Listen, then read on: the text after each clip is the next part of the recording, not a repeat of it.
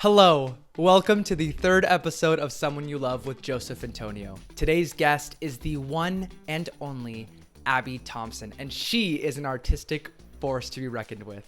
Abby is an actor, director, playwright, teaching artist, Emmy-winning voiceover talent, and all-around artivist doing big things in both the Chicago and Milwaukee scenes. Abby is the fourth recipient of the League of Chicago Theater's Samuel G. Robertson Jr. Fellowship in Artivism, which led to her producing Alex in Windyland, a powerful devised theater piece created in collaboration with youth in Chicago's foster care system. It opens this Saturday, May 17th, 2025. Check the episode's description for more information. Getting to know Abby has been such a gift. She is fearless, generous, and full of heart. I know you will enjoy this episode. Welcome to episode 3 of Someone You Love with Abby Thompson. Are children better at theater than adults are? Oh. I want to know, and what I mean by that is like, are there limitations that adults put on themselves that children don't necessarily have?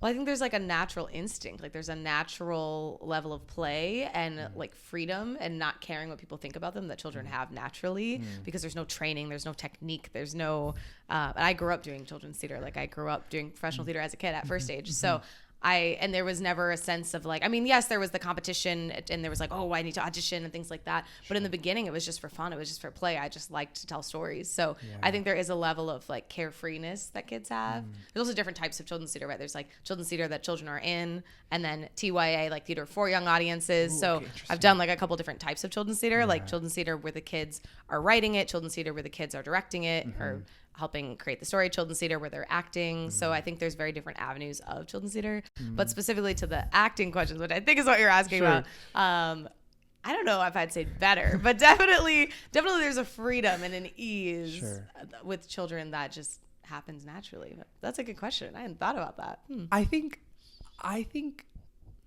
children, there's something about like acting, but honestly, just like theater making in general that I feel requires a level of, I mean, depends, but like, you know, stupidity. It requires a level of like freedom and release, risk taking that you're talking about. And I think a lot of times, especially like in my life as an adult, I found that I really struggle with like taking that risk sometimes. And having to like prep myself, like it's okay, try something new, try something different. That I think that doesn't quite exist all the time in children's minds. You know, because they're not concerned with like, oh, like should I take this? Should I go out there and like act like a dog? Is like people are gonna look at me weird? Like they're like, they're like, this is what my dog looks like, and so they just do the thing. Which is interesting. I think I want to know also, because you've also like you're saying, worked with children as they've created theater. Is there any differences in like the way that they create theater, the way that they imagine things that you think brings like freedom and risk? Yeah, definitely. Oh, absolutely. I just think there's a level of like just trying anything and that just naturally happens when you're creating. If you're thinking of like specifically like writing, like working on Alex in Windyland, like there's just world building and there's just possibilities that I think are beyond the ideas that I could ever possibly come up with. So yeah, I think their ideas are just brilliant when it comes to like writing and creating. Even like the Take a Hike podcast, the kids created that. It was like doing Foley, like they did the sound effects. Like it was a camp, it was a summer camp, and they like had sound effects and they had to create shakers and they brought in recycled materials and it was just like completely from scratch. Like there was no audio effects from the internet. It was all completely like, what can we create with our bodies and our voices?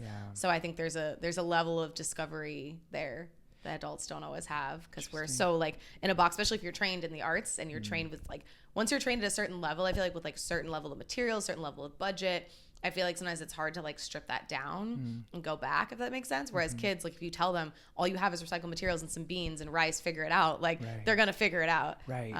Which I think we miss sometimes when we get in these theater bubbles of like budget and high tech and we overcomplicate things more than they need to be. Do you think the stakes are higher for adults? Like, do you think, because what I think about is like, if you gave kids a, like you're saying, like a salt shaker and leaves and some rocks and said like, make this thing happen.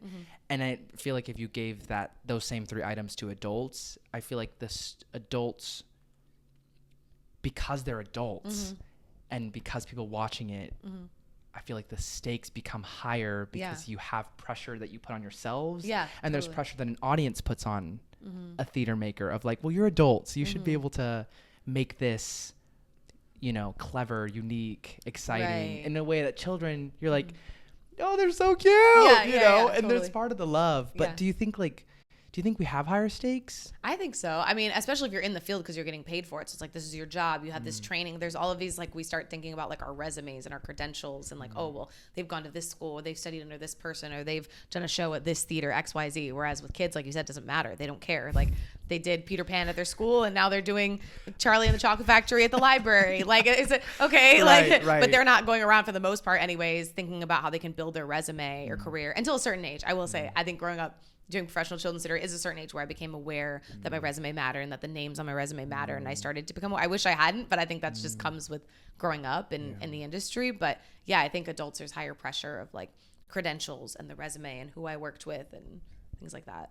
Can you talk about that time in your life when you like that switch was happening? Do you remember like feeling, were you aware that you were going through that change in your life, or was it just something that you were experiencing? Do you know? Yeah, I kind of remember. It's funny you asked that because that's funny because I definitely think I was someone who was aware of it. I don't think it's necessarily a bad thing. And it actually pushed me to where I am today. I don't think I'd be where I am today. I'm a super overachiever. So I had this goal and I've actually managed to keep the goal. I think I started maybe 7th or 8th grade. Now, mind you, I'm an overachiever and I grew up in Milwaukee. And so I had a bunch of theater opportunities around me. I was very fortunate in that way. But I had this goal every single year. My New Year's resolution was to work for a new company in town. And I did it for 7 years in a row.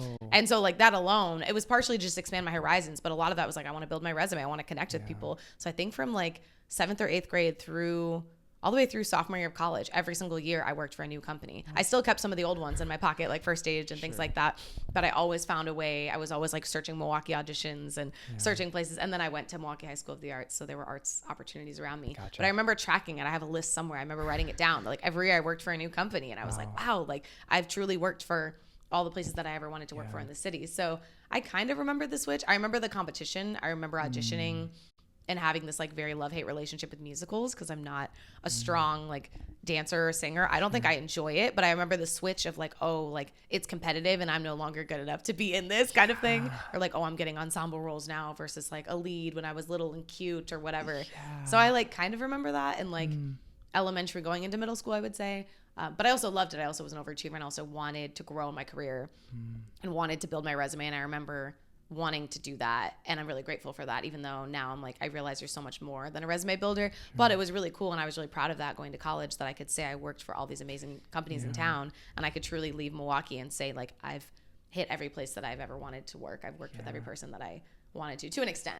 I want to know a little bit about artivism and Artivist. I'm gonna see if I can get through it. You were the 4th recipient. Nope, can't even get through it. you are the 4th recipient of the League of Chicago Theaters Samuel G. Robertson Jr. Fellowship in Artivism. Yep, you got it. Whew, it's a long title. Every time I have to write it, it's like, okay. He has a long name. Samuel G. Robertson Jr. Yeah. Right, and then it's a fellow League of I made it through. I want to know what is artivism to you, and how does someone become an artivist? If you were giving advice to a young artist who wanted to, add artivism to their website, to their title, to the way that they identify themselves, how do you become one? Yeah. I mean, arts activism combined together, simple enough. When I saw the fellowship opportunity, I just read it and was like, oh, this just is everything that my project encompasses. It was like a no-brainer, like, oh yeah, that's what I do.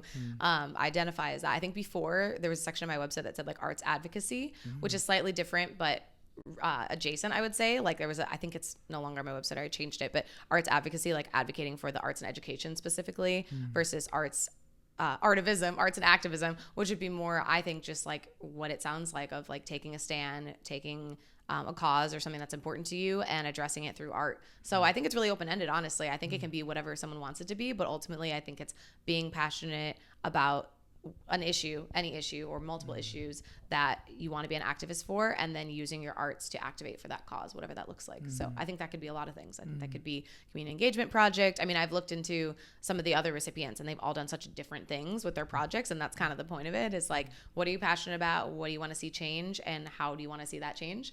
And that can be writing a play, that could be doing an immersive experience, that could be a song, an outing, a community engagement gathering, a block party, a gathering. I think that could just look like so many different things. Sure. Yeah. And I don't know if it's ever something that I like directly specifically called myself until this, but it just encompassed everything. I think before I used the words like advocacy or arts advocate, which again, I think there's kind of a both and to that. Right. But yeah, I would say that's how somebody gets involved. Just, I think a lot of artists, we already care about issues. So it's like we already do things that are meaningful to us, most of us anyways. But I think ultimately a lot of like Theater for Social Justice, Theater for Social Change, Theater of the Oppressed is already doing that work. And it's just having something that you want to say and then addressing it through your art. I want to know when you maybe realized that you were capable of teaching other artists, and if there's anybody in that process that you felt maybe assisted or reassured that it was something that you were capable of doing. Yeah, totally. Okay, so my journey to teaching artistry, I love this because people are always like, how did you become a teaching artist? I grew up doing African American children's theater. The very first theater I ever did, I was too young for first stage, and they're like, I was literally too young. And then fast forward, in high school, my parents were like, you have to get a job, and I like really didn't want to work at the mall in the food court. And so I hit up African American children's theater, and I owe a lot of it to Constance Clark, who was the artistic director there in Milwaukee. There's actually a Constance Clark Day. I think it's coming up soon. Like the city of Milwaukee actually gave her own day, which is very fancy. But she's this like powerhouse Black woman who started African American children's theater, which actually, from what I remember, actually was birthed out of some social justice work and theater that was happening in the African American theater community. But I just hit her up and was like, hey, could you make a job for me? And she essentially like created an internship for me, like from scratch. Like I just wanted to work with them. I didn't want to work at the mall. I needed a job. And they just took a chance on me and said yes, and started this internship program. And it actually grew. It started with them just paying me like minimum wage to like help out with the kids. And then they actually created a program for other high schoolers at my high school to come and intern. So there were like 6 of us who like would go to AACT every day and like work with the kids, which is really special. So that was like one of the first times someone like said yes and took a chance on me, and like I got to dabble in teaching. But I think I realized it because my worlds were overlapping. Like I already worked with kids at my church. I already taught Sunday school. I already did this camp in the summer with my friend. I ran this like vacation Bible school camp. So I already was babysitting. I babysat like every family in the neighborhood. Like I just was that person. I'm the oldest of 4. Like I just took on that role. My friend and I who ran the camp, we're both the oldest of 4. And so I already was working with youth, and I already was doing a theater. And so the worlds just kind of overlapped beautifully. Like I was looking for a job, and I was like, wait a minute. Like I work with kids and I teach them things about like faith and life and just art, and we do crafts and things like that. And then I'm over here acting. Let's just try them together. So it's just kind of an experiment. And then Constance said yes on me, and I loved it. And then I remember my freshman year of college, I was looking for a job that summer, and it was so random. A friend from show choir was like, I'm going to be in Milwaukee this summer. And I was like, oh, doing what? And she's like, working at First Stage. And I didn't think I was capable. Like I was like, oh, I was a student at First Stage. Like I'm not like qualified. But I was like, well, if they're qualified, like I could be. And like they were in show choir with me. They went to Columbia. They were like a year older than me, and they were going to be teaching at First Stage. So I applied because they applied, and I got in. And I was like, oh, okay, I guess like I could do this thing like a First Stage. I always thought of them as like, oh no, I'm not, I couldn't do that. And then I applied at the rep, and then they're like, yeah, come teach for us. And so people just started saying yes to me, and I was like, okay, I guess I'm good at this thing. So that's kind of when I realized and learned it was like this beautiful intersection throughout high school and then throughout early college, where I just started trying it. And people just kept saying yes. And even in high school, I did a few workshops with the rep. I would go and shadow and intern and assistant teach. And so I was already working with youth in my community, and I was already doing little skits and things. And so it was just honing those skills and really just passing on and applying what I was learning at a more advanced level of acting to kids, and just trying things and making lesson plans, and then getting advice from a lot of teaching artists that I admired and asking them in college, like, well, how did you do this? And how did you get into it? And a lot of them had similar stories. They're like, well, I just started somewhere. And somebody said yes, and I just started learning and growing. And I took a class in college, Teaching Artist Practicum, which I loved. I love Brian Shaw, who's my professor. And we worked with Collabor Action Theater. I don't know if you're familiar, in Chicago. Yes. So they were like my first like into teaching artistry in Chicago. And yeah, that's kind of how I discovered, I forget the second half of the question, but yeah, I mean, I no, that was, I was curious, like, when you realized, right, and who were the people in your life that like it? Well, it sounds like you were born for this. Do you know what I mean? I would argue that you were in some capacity. It just came naturally. Yeah. Like I said, I was already working with kids in my community. I was already teaching them things. I was already doing little skits in the neighborhood. I ran this company, organization, I should say, with my friend. And then, it just became natural to me. And I was like, I guess I'm pretty good at this. But I would say like pillar people for sure, Constance Clark. And then, I mean, all the folks in education like Jenny is a huge influence on me. Like I always, like all of high schools, like when I grew up, I'm going to be Jenny. When I grew up, I'm going to be Jenny. Like I thought I wanted to be the director of education at a company. Like I was like, I'm going to take Jenny's job someday. Like everyone knew it. Everyone said it. And now my plans and dreams have changed a little bit. But like truly Jenny, the people at First Stage, the people who taught me and then gave me a job, I was like, oh, you think I'm one of you? Like you're letting me be on this level with you? Like that's such an honor to teach. There's something really special about teaching with people who taught you. Like I'll never forget that summer I taught with a rep, my theater teacher from high school. I was like co-teaching with her and I was like, oh, this is wild, like that I'm teaching beside you. And then Brian Shaw at Columbia teaches this awesome class, Teaching Artist Practicum. I don't know if they still have it. Got a lot of knowledge from him.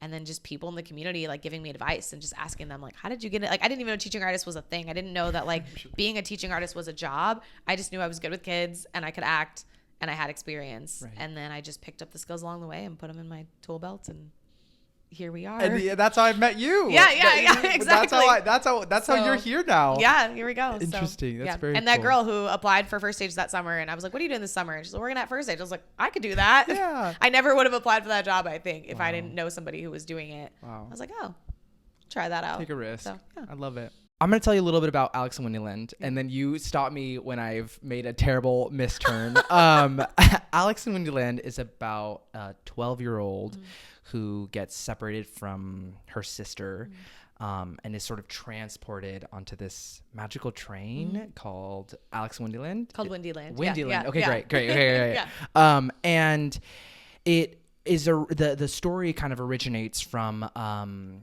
children who worked with you to devise this play, and you were a recipient of the Filament Theater. You're a Spark resident at the Filament Theater, which is what created the process, and then being the recipient of the League of Chicago Theaters has allowed you to actually make the thing happen. Is that correct? Yeah, that's correct. Wow, the research. You nailed it. That was it. Yeah. Woo, I'm sweating. She's 11.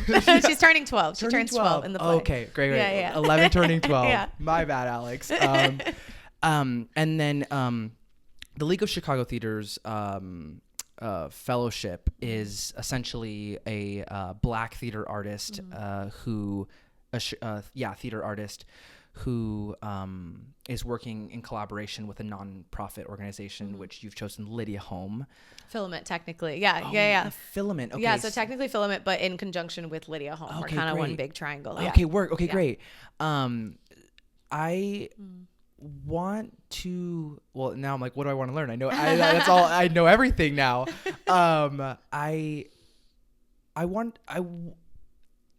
What I'm curious about is this element of devised theater, which is something that you do, and wanting to learn more about like your artistic process in devised theater, and if you have like, what are some challenges that you've faced like while directing, writing, because this piece is truly devised, so I want to learn a little more about those, maybe like some of the positive things and some of the challenges you've faced working devised. Yeah. I mean, I think you're combining everyone's ideas and opinions and picking out your favorites essentially, and making it all make sense in the world. And you're wanting to like honor the kids, give the youth as much impact, as much influence into the story as possible, while still making it all make sense and make the world make sense and the characters and make it drive. And it's unique because there is a written script now that is created, but it was devised in order to become the script, if that makes sense. And it's very movement heavy too. So there's like large sections of the script that are like stage directions, but up for interpretation. And so this particular version will look one way, but someone could easily take the script and do it a different way. So that is tricky to like capture the movement pieces in writing, if that makes sense. Like when I'm writing this script, like it's like I know what it's going to be, but if I'm thinking ahead to the next step of like, oh, someone would want to use this script, articulating what in the world we did, and also giving them artistic freedom and trying to decide how much of it I want to be written as a stage direction and how much I want another production, another version to interpret, if that makes sense. It does. Because usually devised theater, you make it and then it's done. But this is like, okay, now I'm writing it down. And so if somebody likes it and wants to do it again, how much of it do I want to be for sure written versus created, if that makes sense. Yeah. But yeah, the process is insane. I describe it, I describe it as like a triangle. So there's 3 parts to the triangle. 1 is working with the kids at Lydia Home who are in foster care. A third is devising with adult artists. And then a third is me going away and writing. And then those 3 things are in like a triangle. Sure. So and then you mix it all up. And then there's research and dramaturgy all around it. Yeah. So yes, that's kind of the process. It's like every Saturday I go to Lydia Home. We've been working on this play for 2 years now at this point, and just creating the world. And so every week is very different, and I craft the lesson plans very specifically to the kids and their interests and what parts of the story they're interested in. And there's like a boys side and a girl side. And so like the boys will want to work on this scene, but the girls will want to work on this particular part of the character. And at one point it's funny, they didn't realize that each other were working on the play. And the boys are like, wait a minute, the girls are doing this too? And I was like, well, they're doing a different part of the story. And so because it takes place on a train, there's these different train cars, right? So like, without giving too much away, like one of the units will work, or one of the groups of kids will work on the training car. And then the other group will work on the art car of the train. So they work on different sections of the play. So that is a challenge of like making the pieces fit together. But it's so much fun because they create characters, they create backstory, they create setting, they give prop suggestions, light suggestions, sound. Like they're in the full process and they have so much agency.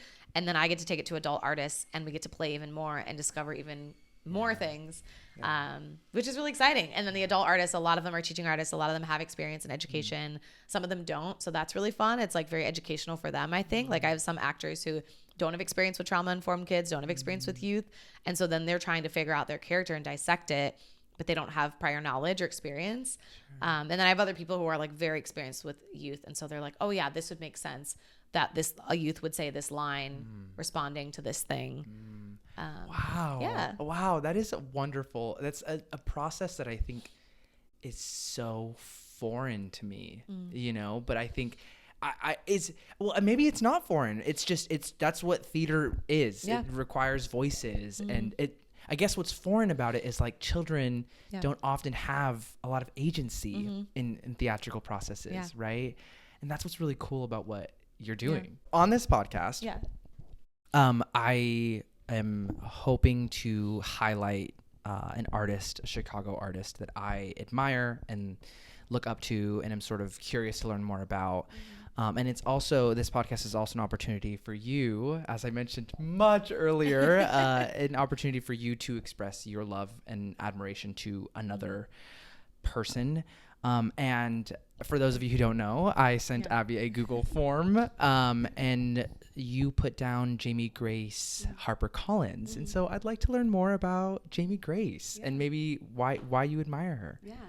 Yeah, so people that know me well, and people you know who I'm talking about, know that I'm a huge fan of Jamie Grace, and a friend of hers now, fan turned friend. Wow, so when I was in middle school, I heard a song called "Hold Me" on the radio, and I fell in love with the song and just became a fan of her music.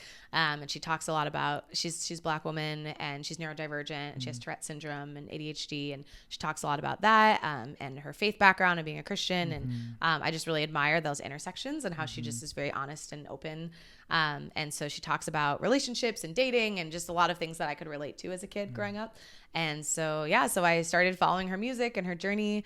And then in high school, was it in high school? No, in college. She had a public wedding. So I got to go to her wedding. I road trip down to Atlanta. It's a long story. But basically because a lot of her story is about her relationships and dating and all that, when she finally got married, she had a public wedding. So my friend and I, who I mentioned earlier, who did the neighborhood camps and programs, we would choreograph dances to her songs growing up in high school. And so we would choreograph little dances in the neighborhood, just cute little things. And so we road trip down to Atlanta for the wedding. And then when COVID happened, I don't know if you feel this way, but I feel like artists became more accessible, like on social media. Like I feel like everyone was so at home that all of a sudden it was just more accessible. Like people were just all sitting around and we all were trying to help each other and connect. And so during COVID, it was about, I think 2021, she released a book called Finding Quiet, which is all about her journey with mental health and her faith and her story and journey. And I was like a book launch leader for the Midwest. She had like different leaders that would kind of talk about the book and promote it. And so I did that, and she asked me to intern for her. Next thing I know, I was interning and becoming her friend. And so, yeah, I've just always really admired her. Sister does amazing poetry and like visual art on Instagram, Morgan Harper Nichols, and as a musician as well. And I've just always admired her indie. She wasn't always an indie artist, but over the last couple of years has become one, or maybe more than a couple of years.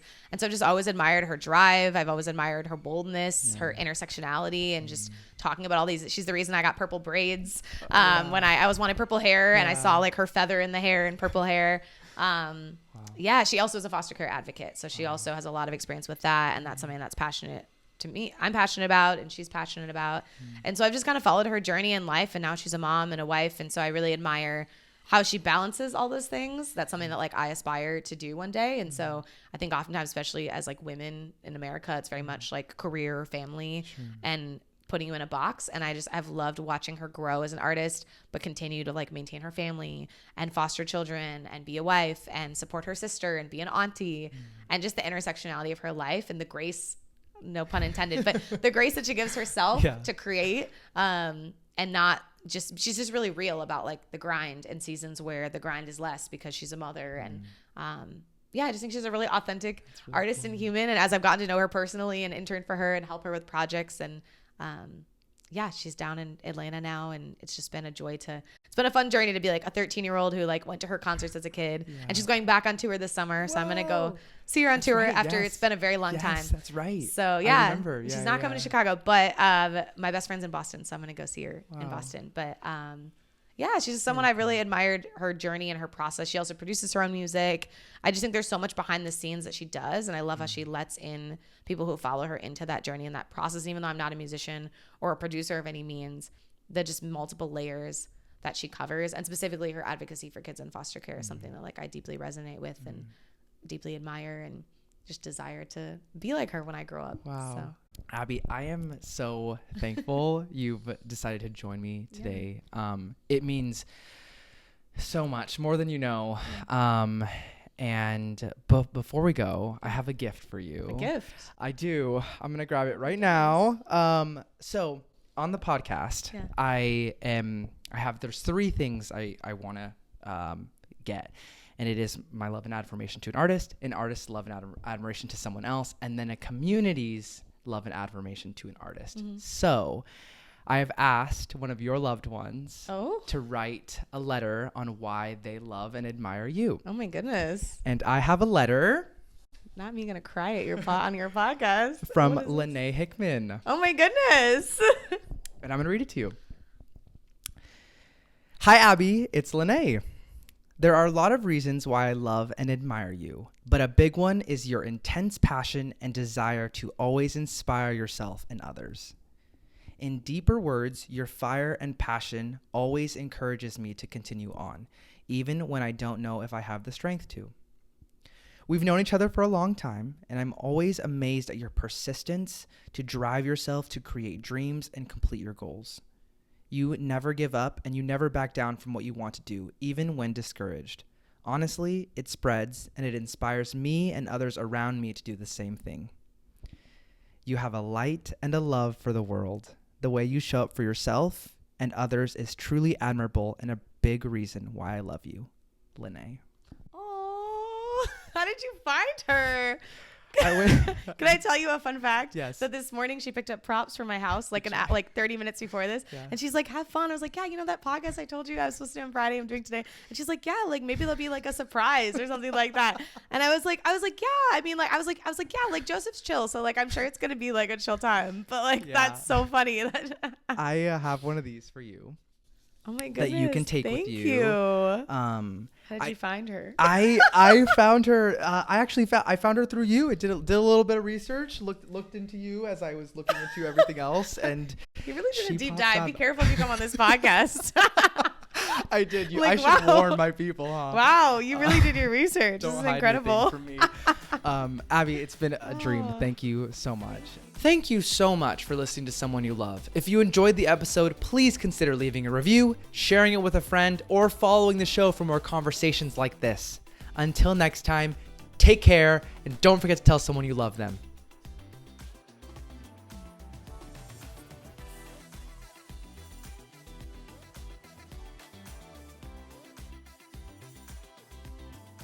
How deep did you dive into my life? How did you find her? The Do I get the tea behind the scenes? document that I have on you is, you'd be scared. No, I'm just teasing. I mean, And maybe I mentioned her to you. Did I mention her to you? Never. You've never mentioned her to me. Why did you invite her? Well, the best. So I do this. I'll show you. Like, I gotta see this document. There's.